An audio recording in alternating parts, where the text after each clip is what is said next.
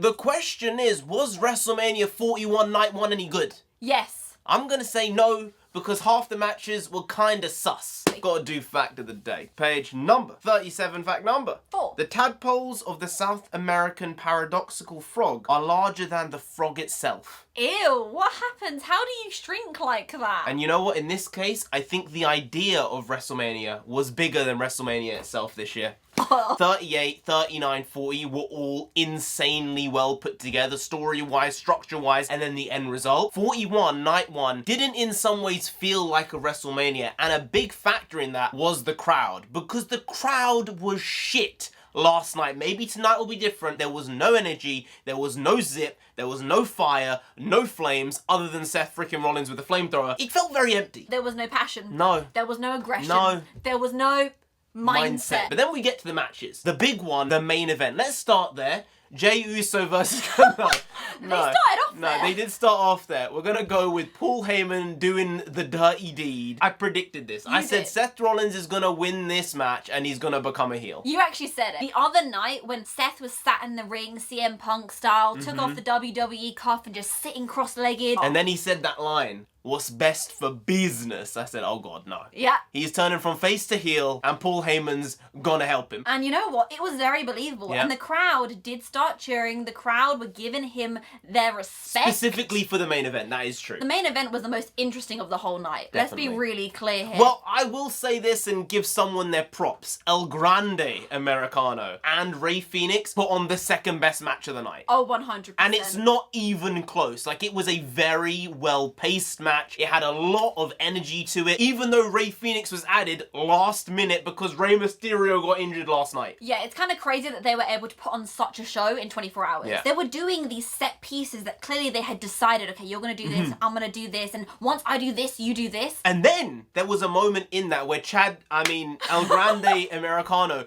did a 450 backflip. Yeah! I thought, what the hell is going on here? I can't remember the last time I've seen that. It was Front flip crazy. 450 you see, but backwards 450, that is a dangerous move. I remember when he actually pulled the flip, I leaned forward, I went, what was that? What did he just do? And the only thing I could think of was Chad Gable. No. El Grande Americano. El Grande from the Gulf Americano. of America. From the Come on, Gulf give of him the America. respect he deserves. He's a specimen. But we have to talk about some of the disappointments of the night. And the biggest disappointment for me was Jey Uso and Gunther. I they disagree. started with it. I don't think that was Really? the biggest disappointment. The biggest disappointment was Charlotte versus Tiffany Stratton. Oh, yeah. Because the match itself was a dud. It was so boring. There were so many botches in it. It made the Naomi and Jade Cargill match look very good, and it was actually a fine match. But it made them look like they were doing some magical stuff. I'm still coming back to Jey and Uso. Gunther. It Jey wasn't- Uso, world heavyweight champion, okay? He's had a big run. He's put a lot of time in and he's got to the promised land. You're right. Should he have got to the promised land? No. Story-wise, yes, he should have. Yes. But in terms of where we were and how he did it, I didn't like it all. No. And you said, why did Gunther just tap out after 4 seconds? No, that is not Gunther. No. Gunther is a winner. That man is not a loser by Nope. choice. Either he was injured and he was like, no, I have to get out right now. Or this was an actual directive from H to say, we are doing this to your character for a reason. In the future, this is going to come up. Because all I can see is Jay getting on the mic, he tapped. Yeah, He little couldn't bish, take little the heat. bish. Yeah. Ooh, ooh. I see it already. And that is not Gunther. To tap out, it's just not in line with his character. Like, he should have been knocked out and that's how Jay won. That way, it actually mirrors what happened to Jay multiple times with Gunther, and then it makes it feel a bit more realistic. I didn't buy the tap. Another good match was the LA Knight Fatu match. Jacob Fatu is a absolute fiend of a man, alright? He's been doing some crazy shit the last 3-4 months. LA Knight, though, I think is on to bigger and better things. The reason why he lost at Mania, while it's never good to lose at Mania, is because he's probably being positioned for a world title match at some point now. Every time he's in the ring, that man has so much charisma. Yeah. It's insane. While looking lost, though. Oh, he does look lost. Yeah, No, he no. looks lost a lot. On his way to the ring, he looks lost. He's looking left and right, like, how did I end up here? We're in a stadium right now. Is this Vegas? But then when he's in the ring, he's locked in. His delivery is just perfect.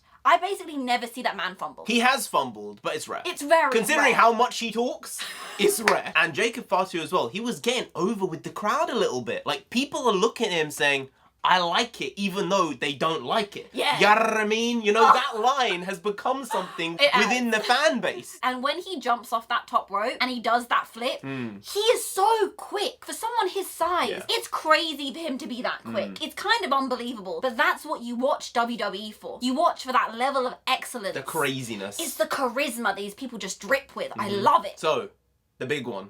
John Cena. Cody Rhodes. Who's winning? It's going to be Cody. You think so? I don't think they're going to give it to Cena. I don't know. I'm going to go Cena. You have to. I think the build-up has been very, very subpar, which is why WrestleMania has felt very flat. John Cena should have been there more. Because the whole point was John Cena was having a farewell tour. He's going to be a full-timer for a year. But he's been like part-time light. Not even part-time. He's not even got the Brock Lesnar schedule showing up every Monday while he's actually on for 3 months a year. He's not even doing that. He's just not there. Like once a month, he'll be like, "Hi boys, I'm back." Like, no, we actually can't see you. It's real. The meme is real. You know what? Maybe that was the point. It's like, I'm not going to give you my time, don't deserve my time. But at the same time, you can't build the hype for WrestleMania when he's not there. It doesn't work. Because the Rollins, Punk, and Reigns match, for me, became the pseudo-main event because of John Cena not building this fight with Cody enough. It could have been huge. 2 months ago, the world was alight John Cena turning bad. And it fizzled out about a month ago. And I think people have been seeing it and sensing it for all that time. I do, but it's gonna be tonight.